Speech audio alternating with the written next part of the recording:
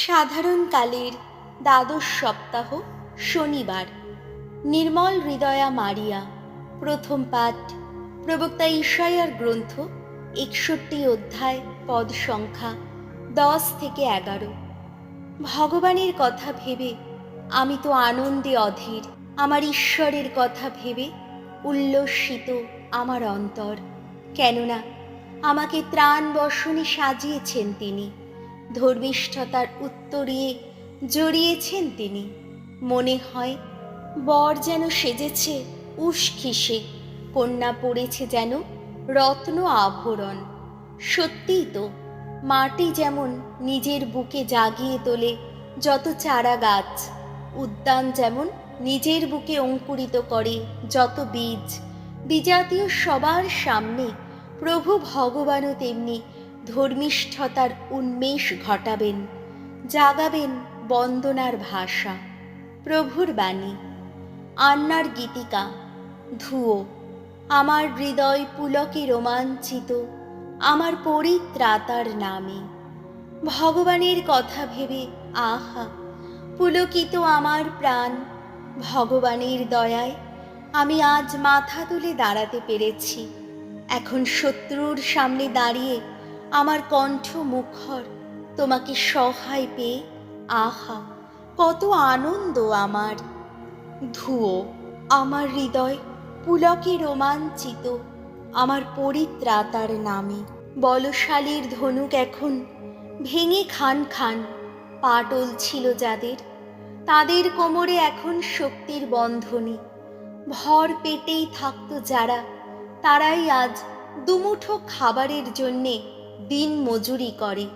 ক্ষুধায় কষ্ট পেত যারা, তাদের আর ক্ষুধার জ্বালা নেই। ধুয়ো। আমার হৃদয় পুলকে রোমাঞ্চিত আমার পরিত্রাতার নামে। ভগবানই আনেন মৃত্যু, তিনিই আনেন জীবন। অধোলোকে নামিয়ে দেন তিনি, আবার ঊর্ধ্বে তুলে আনেন। ভগবানই নিঃস্ব করেন, আবার বিত্তবানও করেন। তিনিই অবনত করেন, আবার উন্নতও করেন। ধুয়ো।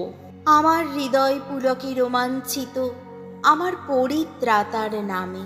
দীনজনকে ধুলি থেকে তুলে আনেন তিনি, আবর্জনা স্তূপ থেকে দরিদ্রকে করেন উদ্ধার।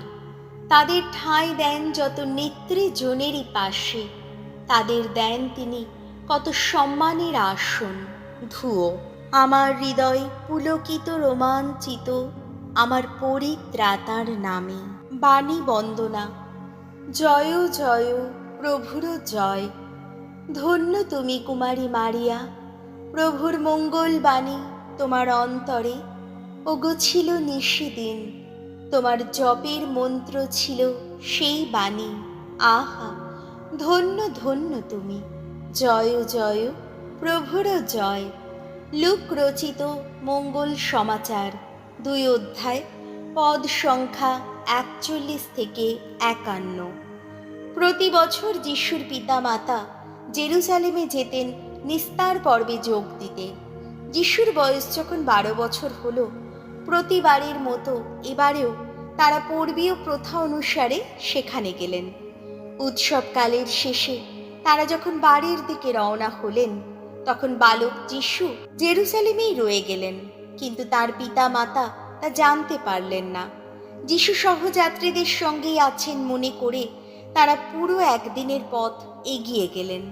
তারপর আত্মীয় স্বজন ও জানাশোনা লোকেদের মধ্যে তার খোঁজ করতে লাগলেন।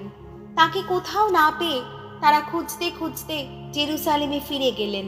3 দিন পরে তারা মন্দিরেই তাকে খুঁজে পেলেন। শাস্ত্রগুরুদের মধ্যে বসে তিনি তাদের কথা শুনছিলেন এবং তাদের নানা প্রশ্নও করছিলেন। তার কথা শুনে সকলেই তার তীক্ষ্ণ বুদ্ধিতে ও তার সুন্দর উত্তরগুলিতে স্তম্ভিত হয়ে যাচ্ছিল। যিশুকে ওখানে দেখতে পেয়ে তার পিতামাতা অবাক হয়ে গেলেন।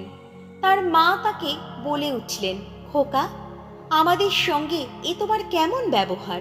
ভেবে দেখো তো, তোমার বাবা আর আমি কত উদ্বিগ্ন হয়েই না তোমাকে খুঁজছিলাম। তিনি তাদের বললেন, কেন খুঁজছিলে আমাকে? তোমরা কি জানতে না যে আমি নিশ্চয়ই আমার পিতার গৃহেই থাকব, তারা কিন্তু তার এই কথার অর্থ বুঝতেই পারলেন না। তারপর তিনি তাদের সঙ্গে নাজারেতে ফিরে গেলেন। সেখানে তিনি সব সময় তাদের বাধ্য হয়েই থাকতেন। তার মা এই সমস্ত কথা নিজের অন্তরে গেঁথে রাখতেন। প্রভু যিশুর মঙ্গল সমাচার।